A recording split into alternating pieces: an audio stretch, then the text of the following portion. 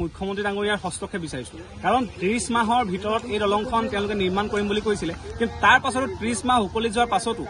তেওঁলোকে নিৰ্মাণ সেই দলংখনৰ 30% কামো আগবাঢ়াব পৰা নাই যাৰ ফলত জিয়াটো ভুগিবলগীয়া হৈছে সাধাৰণ ৰাইজ যিহেতু এই দলংখনৰ ওপৰেদি মই উল্লেখ কৰিছো যে এই দলংখনৰ ওপৰেদি ডিব্ৰুগড় মেডিকেললৈকে আদি কৰি বিভিন্নজন যাত্ৰী অহা যোৱা কৰে গতিকে ইমান এটা ব্যস্ততাপূৰ্ণ পথৰ ওপৰত থকা এখন দলং ইমান দিন নিৰ্মাণ কৰি উলিয়াব নোৱাৰাটো সঁচাকৈ অত্যন্ত দুখৰ কথা আমি অত্যন্ত ক্ষোভিত আৰু অত্যন্ত দুখিত